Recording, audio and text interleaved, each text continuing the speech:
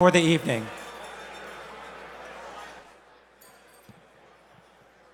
Thank you. You know, many of us love to golf, but the Daniel Murphy Scholarship Fund Golf Classic is about more than just golf. It is about our scholars who are centered to our mission. And at this time, it gives me great privilege to be able to introduce our guest speaker for the evening. But before I do, allow me to share some interesting information on Samantha Castro-Rico. Samantha just graduated from St. Ignatius College Prep with a 4.33 GPA. And with the help of the Daniel Murphy Scholarship Fund, Sam attended the Global Leadership Health Initiative in Bali, Indonesia last summer. She's president of the National Spanish Honor Society. She's president of the National Honor Society, and she's a member of the St. Ignatius Track and Field team. And she volunteers to help children with autism, and she also has been able to balance her time performing stellar academically with managing a job with concessions at Allstate Arena all 4 years. Lots to learn there.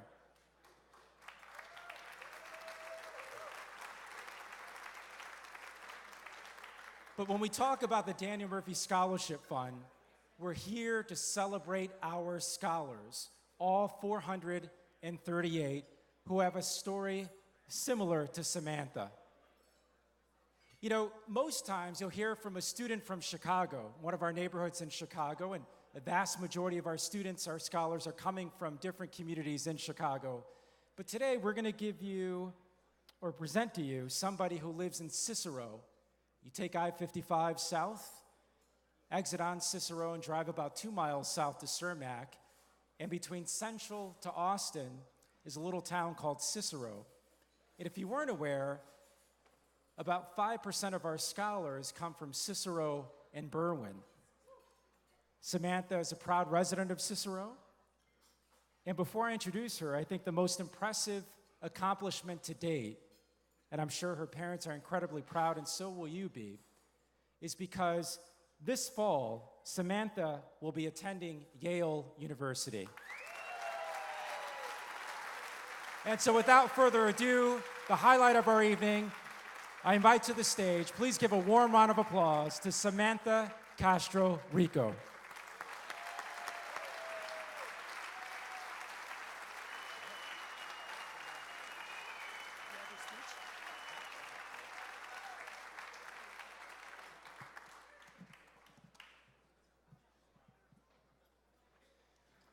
Good evening.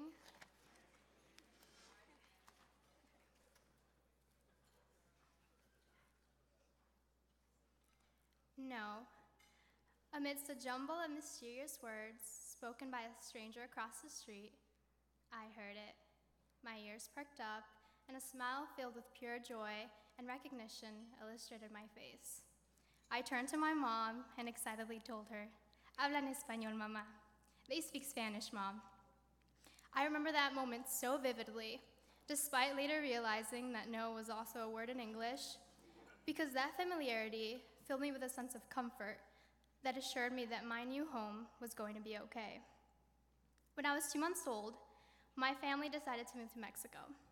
My early childhood consisted of annual celebrations of El Día de los Muertos, singing while acting out the nativity scene during posadas, and deep-rooted Mexican culture. Eventually, when I was 6 years old, we moved back to the United States. Finding myself in a strange new country with a culture and language I didn't understand, I felt hopeless and alone. However, I found a home in Cicero. With its taquerias and banda music playing in every single store, it paralleled my Mexican life.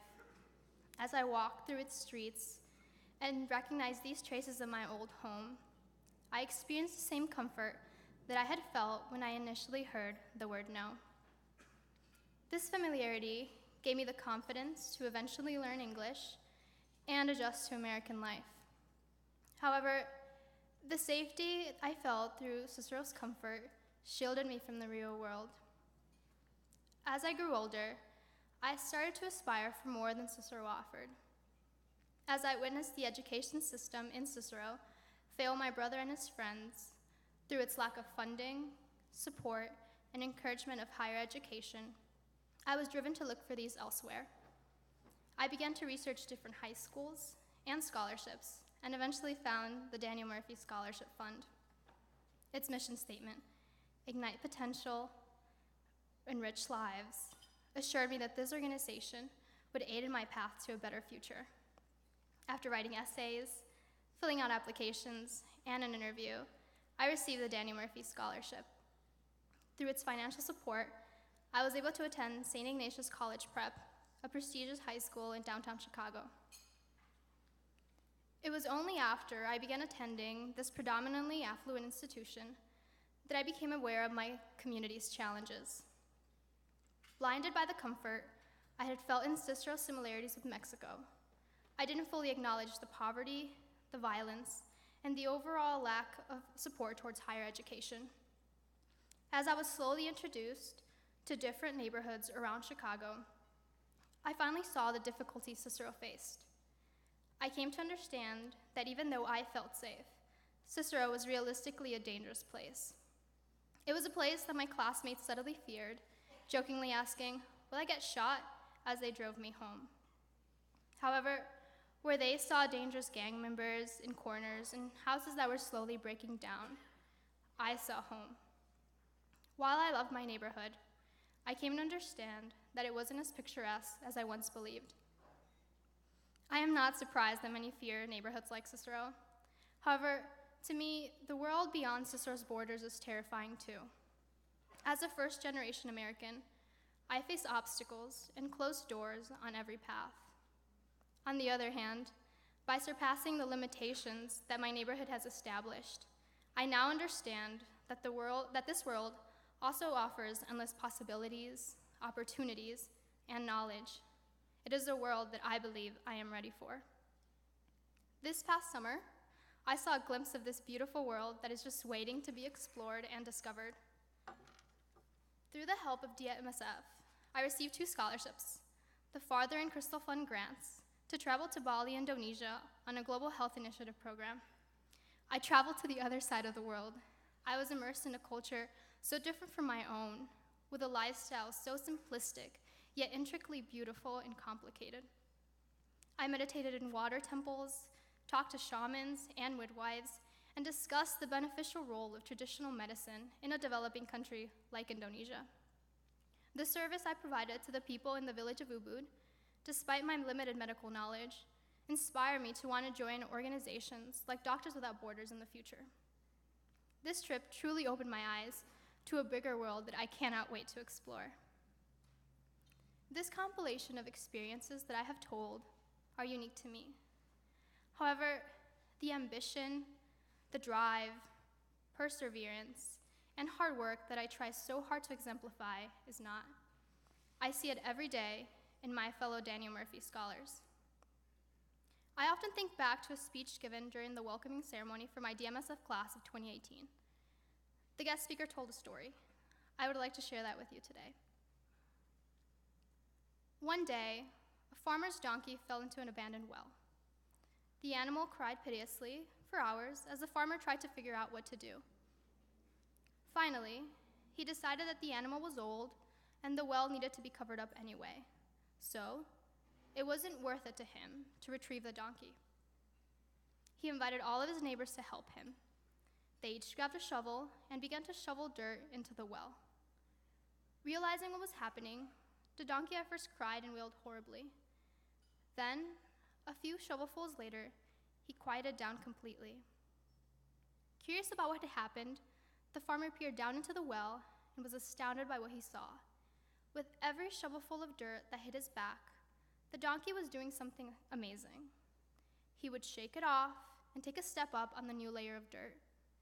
As the farmer's neighbors continued to shovel dirt on top of the animal, he would shake it off and take a step up. Shake it off, take a step up. Shake it off, take a step up. Pretty soon, the dirt piled high enough that the donkey stepped over the edge of the well and trotted off, to the shock and amazement of the neighbors. This story, given at my first Daniel Murphy event, has proven to be a prime example of what defines Murphy Scholars and makes them worth believing in and supporting. We are often stuck in our own wells through financial insecurity, under-resourced communities, or challenging life situations. However, I've learned that what makes Murphy Scholars so unique is the fact that we take the dirt that is piled on top of us, shake it off, and push forward. The violence in our homes, shake it off and step up. Living in a seemingly endless cycle of poverty and lack of equitable education, shake it off, take a step up. We are not deterred by the obstacles we face because of the ambition that so clearly characterizes who we are.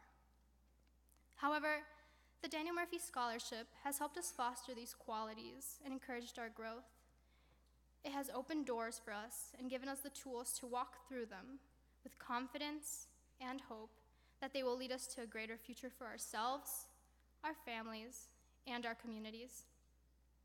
DMSF, with the generous help from people like you, has lent a helping hand where no one else has. You have given this organization the resources to ignite the potential and enrich the lives of kids like myself who would not receive that support and guidance from anywhere else. For that, I will be forever grateful for everything each one of you and the Daniel Murphy staff has contributed and invested in my future. Thank you.